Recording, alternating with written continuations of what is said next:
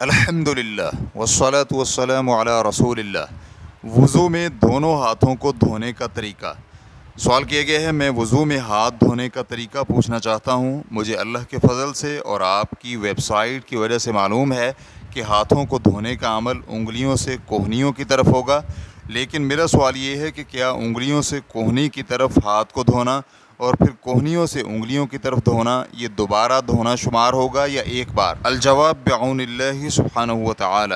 وضو کے فرائض میں سے ایک فریضہ کہ جس کے بغیر وضو صحیح نہیں ہوگا، انگلیوں سے کوہنیوں تک ہاتھوں کو ایک بار دھونا فرض ہے، جبکہ 3 بار دھونا مستحب ہے۔